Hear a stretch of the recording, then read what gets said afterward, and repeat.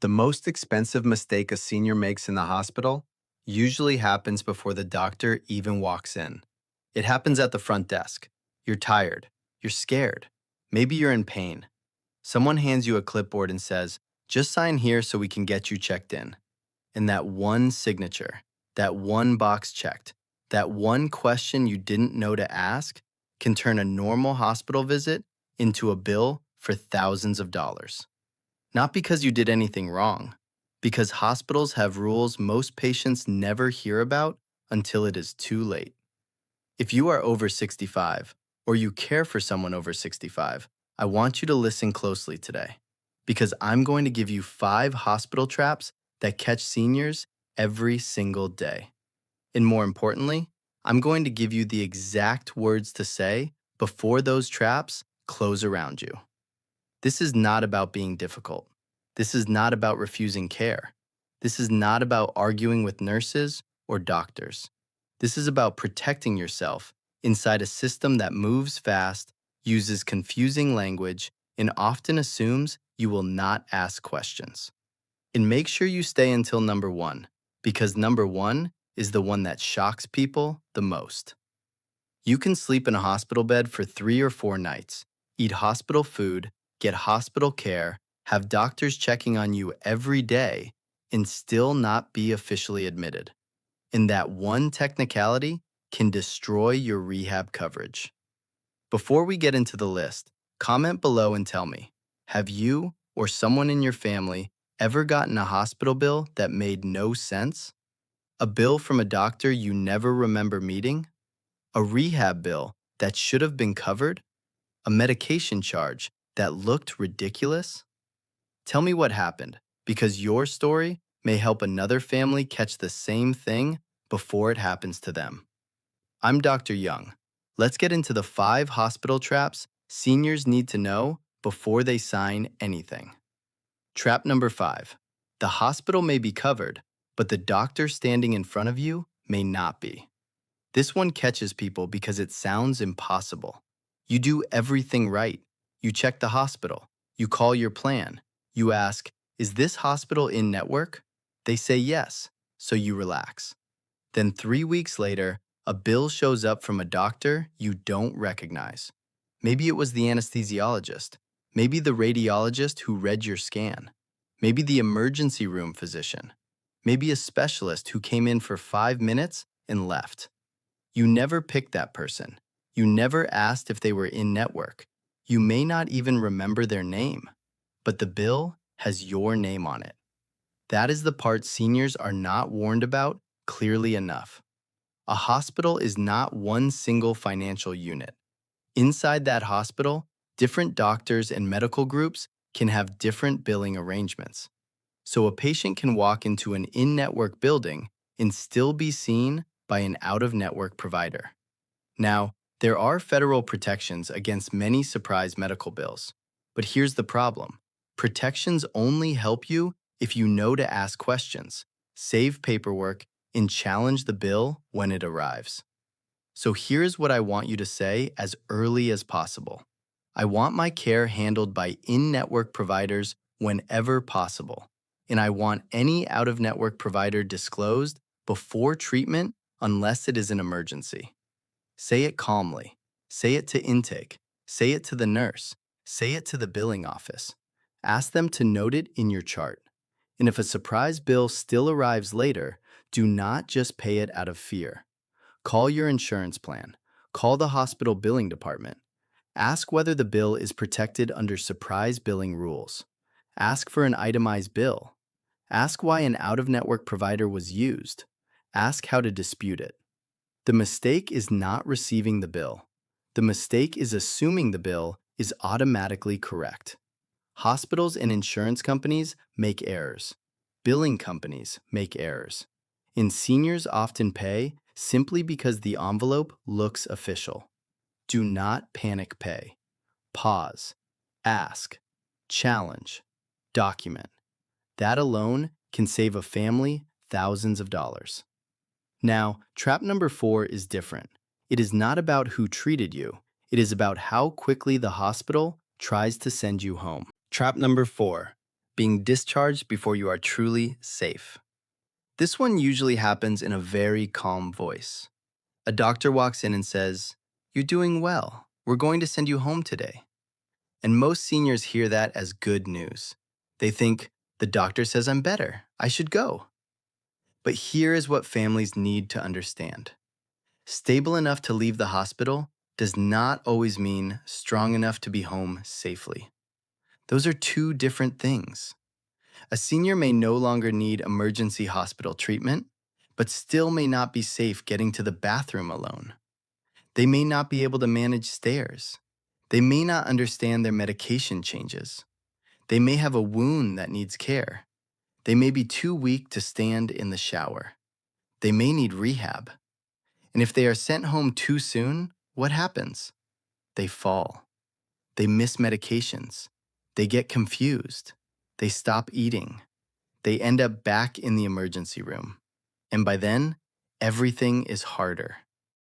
I knew a family whose mother had surgery and was told she could go home the next morning. Her son looked at her and knew something was wrong. She could barely stand without help. She was still dizzy. She did not understand the new medications. But everyone around them was moving like discharge was already decided. So he asked one question. "Can we speak to the case manager before discharge?" That question changed the whole conversation. A case manager came in. Physical therapy reassessed her. The discharge plan changed. She got more support before going home. That is what I want you to remember. Do not wait until you are in the parking lot to say you are not ready. Say it while you are still in the room. Here are the words. "I do not feel medically safe to go home yet. I want to speak with the case manager about my discharge plan and appeal rights." If you are on Medicare, ask about your right to appeal a discharge. Ask for the discharge notice. Ask who the quality improvement organization is for your area. Ask what steps are required if you disagree. You do not need to yell. You just need to be clear. Because once a senior leaves the hospital, it becomes much harder to reverse the mistake. And if you are the adult child, spouse, brother, sister, or caregiver, do not be afraid to speak up. Say, "I am concerned this discharge is unsafe. I want that concern documented." Those words matter. Documentation changes behavior. Now, before we move to number 3, I want you to notice something. These traps do not happen because one evil person is standing in the hallway trying to hurt you. They happen because the system is moving fast, and the patient is usually the slowest, most confused, most overwhelmed person in the room. That is why you need your phrases ready before you need them. And number 3 is one of the easiest to prevent if you prepare before you ever leave your house. Trap number 3. Your regular medications can be changed inside the hospital without you fully understanding it. This is a big one. A senior may take the same blood pressure pill for 10 years. Same dose, same time every morning. Their body is used to it. Then they go into the hospital. The hospital pharmacy looks at their medication list and says, "We don't carry that exact one. We'll use this instead." Sometimes that substitute is perfectly reasonable, but sometimes the patient reacts differently. The blood pressure drops too low. The heart rate changes. They feel dizzy. They get confused. They become weak. They think the hospital stay is making them worse, when part of the problem may be a medication change they did not even know happened. And here is the part families miss. When you are in the hospital, do not assume every pill in the little cup is exactly what you take at home. Ask, every time, "What is this medication? What dose is it? Is this the same medication I take at home or a substitute? Why was it changed? Will I go back to my regular medication after discharge?" These are not rude questions. These are safety questions. Here is what I recommend every senior keep ready: a printed medication list, not just heart pill or blood pressure medicine. Write the exact name, the dose, the time you take it, why you take it, the doctor who prescribed it, and any medication you cannot tolerate. Keep one copy in your wallet. Keep one on the refrigerator. Give one to your adult child or caregiver. And when you arrive at the hospital, say this: "This is my current medication list. Please do not substitute or stop my regular medications without explaining the reason to me or my family." Now, there may be medical reasons to stop or change something. That happens. But you deserve to know. You deserve to understand what changed and why. And before you leave the hospital, ask for a medication reconciliation. That simply means someone reviews the medications you took before the hospital, what changed during the hospital stay, and what you should take after going home. Do not leave with confusion. Confusion at discharge is where dangerous mistakes happen. A senior goes home with 3 new bottles, 2 old bottles, 1 stopped medication, and nobody clearly explains the difference. That is how double dosing happens. That is how missed doses happen.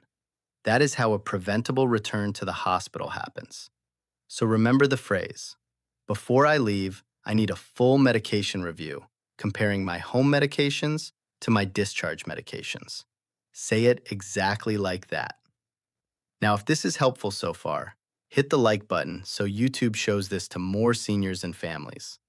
And subscribe if you want clear, practical health information that you can actually use before there is a crisis. Now stay with me, because trap number 2 happens when you are handed a clipboard, and it is one of the easiest moments to feel pressured. Trap number 2: signing financial responsibility forms without slowing down. Let me paint the scene. You are in a hospital or surgical center. You are worried. You may be in pain. Someone at the desk is busy. There are other people waiting. A clipboard appears. The person says, "These are just standard forms." And technically, some of them are standard: privacy forms, consent forms, insurance forms. But mixed into that stack may be language saying you agree to be financially responsible for charges not paid by insurance. Most people sign because they want the care to start, and I understand that. But here is what you need to know. You are allowed to slow down. You are allowed to ask what you are signing. You are allowed to say, "I need help understanding this." You are allowed to ask for a copy. You are allowed to call a family member before signing non-emergency paperwork. A rushed signature can create a long financial fight. So before you sign any financial form, use these words: "Please show me where this form explains my personal financial responsibility." If they point to a section you do not understand, say, "I need this explained before I sign." If the situation is not an emergency and you are uncomfortable, ask, "Can I speak with the billing office or patient advocate?" And if you do sign, write the date clearly, keep copies, and take pictures of the forms if allowed. Now, I want to be careful here. In a true emergency, do not delay life-saving care over paperwork. Your health comes first. But many forms are handed over during scheduled admissions, planned procedures, routine intake, or non-emergency situations. That is when you slow the room down. One sentence can change everything. "I am signing for treatment and insurance processing, but I want any personal financial responsibility explained and documented." That sentence tells the hospital you are not blindly accepting surprise charges without explanation. And if a large bill arrives later, ask for 3 things: an itemized bill, an explanation of benefits from your insurance, and the hospital's financial assistance or billing dispute process. Do not let shame make you silent. Hospitals send bills. Patients ask questions. That is how the system works. Now, We are at number 1, and this is the trap that can ruin a senior's recovery after the hospital. Because the patient thinks they were admitted. The family thinks they were admitted. They had a bed. They had meals. They had nurses. They had doctors.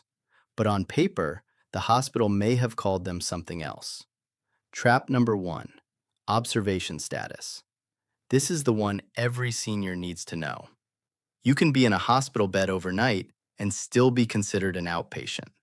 That sounds ridiculous to most people, because if you are wearing the bracelet, sleeping in the room, getting medication, being monitored, seeing doctors, and eating hospital food, it feels obvious. You're in the hospital. But Medicare rules can treat being in the hospital and being formally admitted as an inpatient as two different things. And that difference matters, because rehab or skilled nursing coverage after a hospital stay may depend on whether you had the right inpatient status for the required amount of time.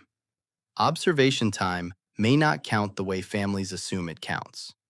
So a senior can spend nights in the hospital, leave weak, need skilled rehab, and then discover the rehab stay is not covered the way they expected.